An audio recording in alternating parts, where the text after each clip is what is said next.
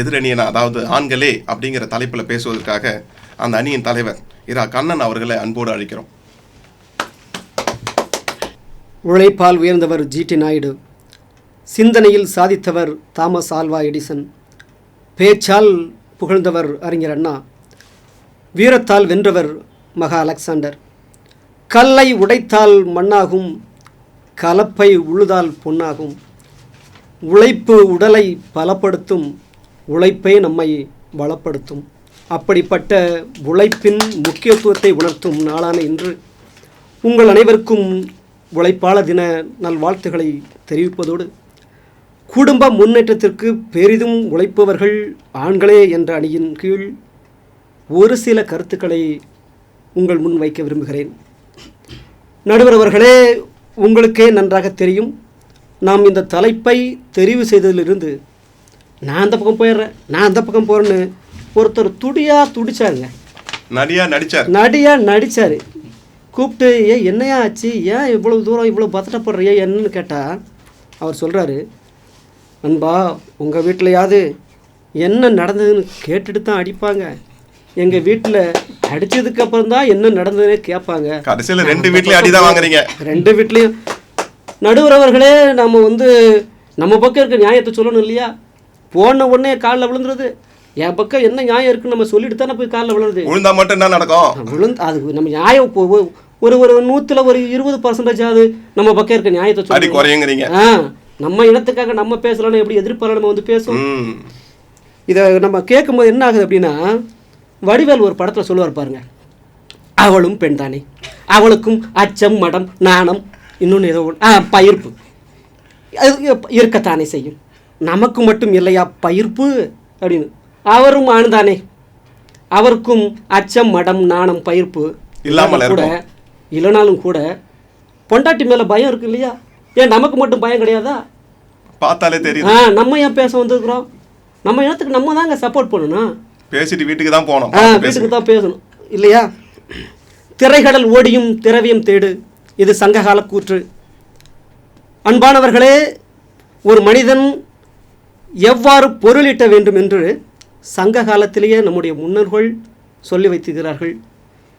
7 கடல் 7 மலை தாண்டி கூட நீ பொருள் சேர்க்க வேண்டும். சேர்த்த பொருளை 4 பங்காக பிரித்து, ஒரு பங்கை இல்லாதவர்களுக்கும், ஒரு பங்கை சுற்றத்தாருக்கும், 2 பங்கை உன் குடும்பத்தாருக்கும் கொடுக்க வேண்டும். உத்தியோகம் தான் புருஷ லட்சணம். எங்கேயாவது உத்தியோகம் பொண்டாட்டி லட்சணம் எங்கேயாவது சொல்லியிருக்கிறாங்களா? சொல்லலை. உங்கள் சொந்த அக்காவோ இல்லை தங்கச்சியோ, உங்கள் வீட்டில் பொண்ணு இருக்குது, உங்கள் பையனுக்கு போய் அக்கா என் பிள்ளைக்கு பொண்ணு கூடன்னு போய் கேளுங்களேன். முதல் கேள்வி என்னவாக அவங்க வாயிலிருந்து வரும்? பையன் என்ன பண்ணுறான், பையன் என்ன வேலை செய்கிறான், பையன் என்ன வேலை செய்கிறான். நண்பர்களே, ஒரு குடும்பத்தை உருவாக்க வேண்டும், ஒரு குடும்பம் அடுத்த கட்ட பரிமாணத்திற்கு செல்ல வேண்டும் என்றால் அங்கு ஆணினுடைய உழைப்பானது முக்கியத்துவம் வாய்ந்ததாக கருதப்படுகிறது. உன் பொண்ணு தான் வேலையில் இருக்காளே, சமாளிச்சிக்க மாட்டாங்களா, எங்கேயாவது சொல்கிறாங்களா? அப்போது ஆணினுடைய உழைப்பு எந்த அளவுக்கு அந்த குடும்பத்தை அடுத்த கட்டத்திற்கு எடுத்து செல்ல உதவுகிறது என்பதற்கு இதுதான் ஒரு சிறந்த உதாரணம். ஆமாம், எனக்கு ஒரு டவுட் இருக்கு. சொல்லுங்க நடுவர். பெண்கள் தான் வலிமையானவங்க பேசுகிறாங்கல்ல, பொருளாதாரத்தில் முன்னேறினவங்க பேசுகிறாங்கல்ல, எந்த பொண்ணாவது நீ கட்டண வேட்டியோட வாயா அவனை கண்கலங்க பாத்து அப்படின்னு எங்கேயாவது சொல்லியிருக்காங்களா? ஆனா ஆண் சொல்லியிருப்பான், நீ கட்டண புறையோட வாமா, உனக்கு கண்கலங்காம பாத்துக்கிறேன். அப்ப யார் சிறந்தவங்க? நம்ம தான் யோசிக்கணும். நடுவர்களே, ஒரு பெண்ணினுடைய உழைப்பானது அந்த குடும்பத்தை நிர்வகிக்க மட்டும்தான் பயன்படக்கூடியது. ஒரு ஆணினுடைய உழைப்பு தான் அந்த குடும்பத்தை சமூகத்திலும் பொருளாதாரத்திலும் அடுத்த கட்டத்திற்கு எடுத்து செல்ல உதவுகிறது. எனக்கு முன்னாடி பேசிட்டு போன நம்முடைய எதிரி நண்பர் வைத்தியவர்கள் சொன்னார் பாருங்க, ஈன்ற பொழுதின் பெரிதுவக்கும் தன் மகனை சான்றோன் என கேட்ட தாய். உங்களுக்கு ஒன்று சொல்ல மறந்துட்டு, நம்முடைய நண்பருக்கு கொஞ்சம் மறதி கொஞ்சம் ஜாஸ்தி, நிறையவே இருக்கு, ரொம்ப ஜாஸ்தி. அன்றைக்கி ஒரு 7 மணிலேருந்து 8 மணி வாக்கில் அவர் வீட்டு பக்கமாக போகிறேன். என்ன பண்ணுறாரு மனுஷன், எதையோ டார்ச் லைட் அடிச்சுட்டு எதையோ அறக்க பறக்க தேடிக்கினே இருக்கிறார். வீட்டை தேடினாரோ, எதையோ விட்டதை எதோ தேடி இருக்கிறார். போயிட்டு என்ன நண்பா என்னாச்சுன்னு கேட்கும் பொழுது, இல்லை நண்பா பவர் கட் ஆகிடுச்சு, மே மாதம் வேறு, என் பையன் கடைக்கு போயிருக்கான், அதுக்குள்ளே அவனுக்கு ஃபோன் பண்ணி, ஏப்பா மெழுகு வத்தி வாங்கிட்டு வாப்பா, அடிக்கடி தேவைப்படுன்னு சொல்லலாம் பார்த்தா மொபைலை காணல. என்ன காரணம்? இன்னும் ஏன்னா அவன் போயிட்டான், கடைக்கு போயிருக்கிறான். அப்புறம் வந்ததுக்கப்புறம் சொன்னான், ஏப்பா முன்னாடியே சொல்ல வேண்டியதானே, சொல்லியிருந்தா அப்போயே வாங்கிட்டு வந்துருக்க மாட்டான்னு சொல்லுவான்னு சொல்லிட்டு லைட்டை வச்சு அடிச்சுட்டே இருக்கிறார். நான் சரி நம்ம ஏதோ நம்ம நண்பருக்கு உதவாமி சொல்லிவிட்டு ஃபோனை போட்டால் ஃபோன் அவர் கையில் பிளிங்க் ஆகுது.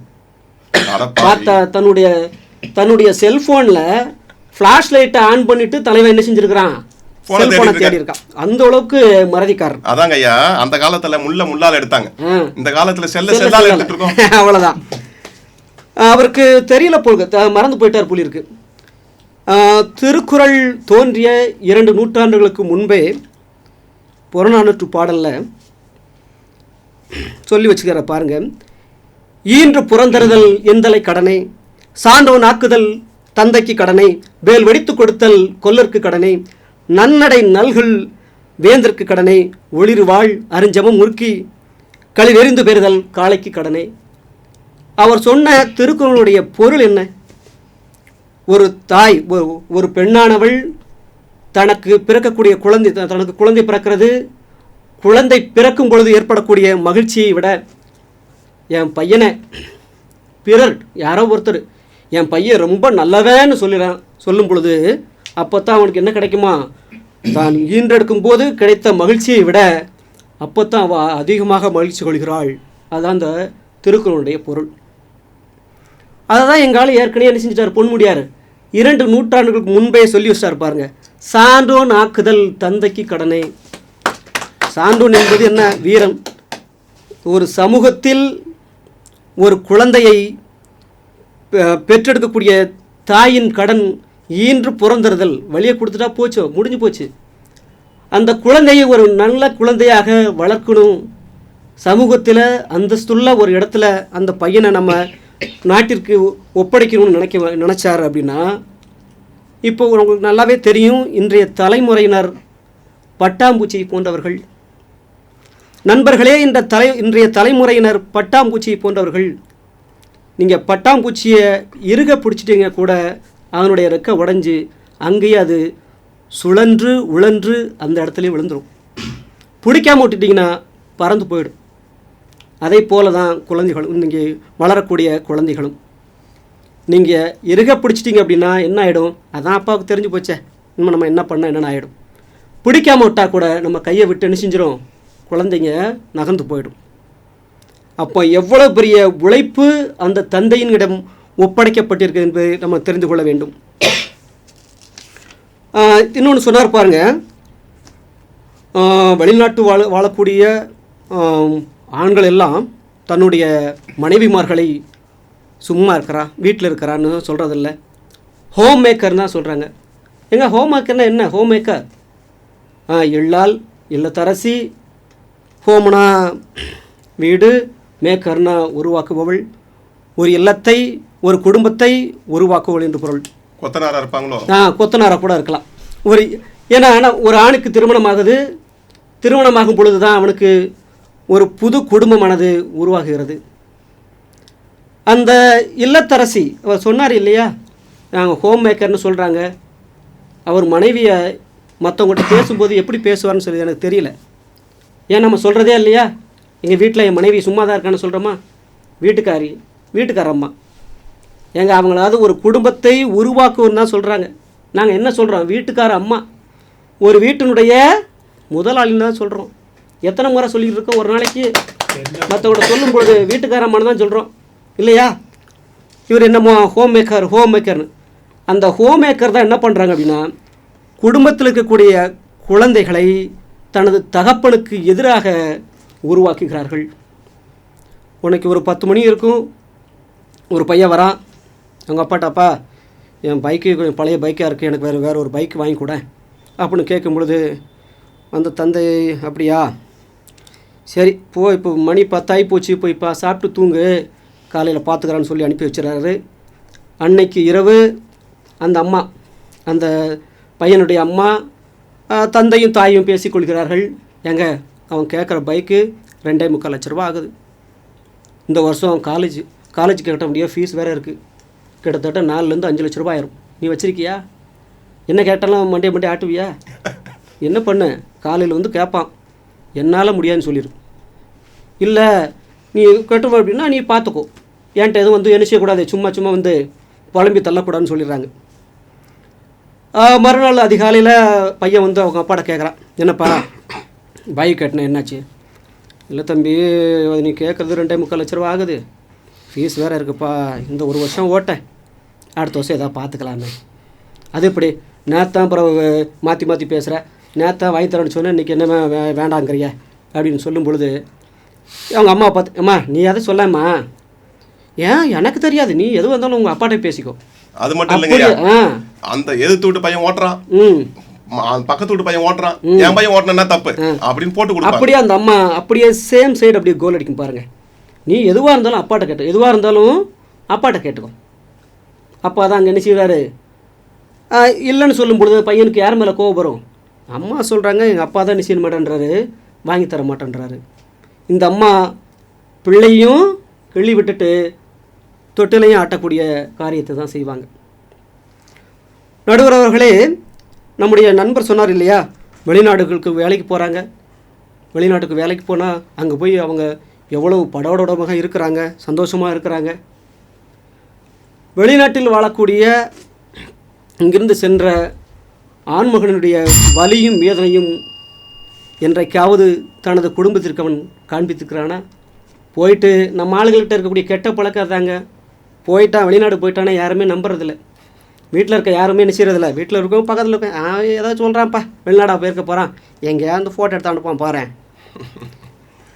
இப்படி தான் ஒரு திருடன் என்ன செஞ்சுட்டான், காலையில் 9:45 சிறையிலேருந்து தப்பிச்சு வெளில போயிட்டான். டிவிலெல்லாம் ஃப்ளாஷ் ஓடுது, 9:45 ஆகிப்போச்சு, ஆளை காணல. கிட்டத்தட்ட 10 மணி, 10:45, 11, 12, 1:45 தட்டு தடுமாறி எங்கெங்கே விழுந்து புரண்டு அவன் வீட்டுக்கு வரான்.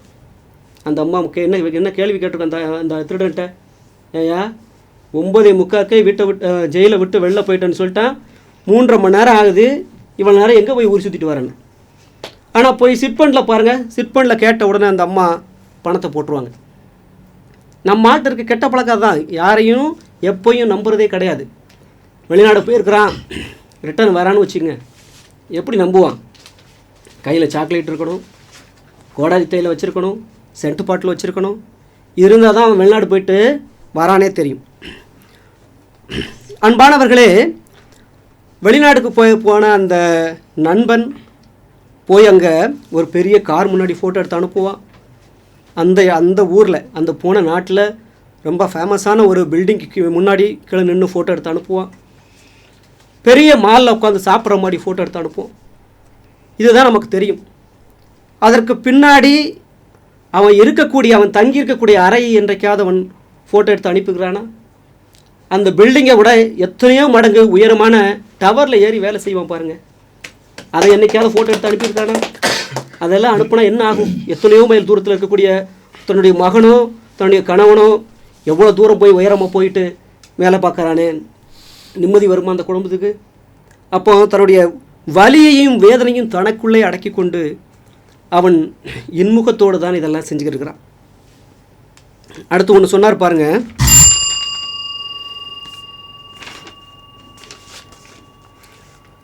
இந்த உலகத்தில் தன் உயிரினை துச்சமாக நினைத்து வேலை செய்பவர்கள் யார் தெரியுமா?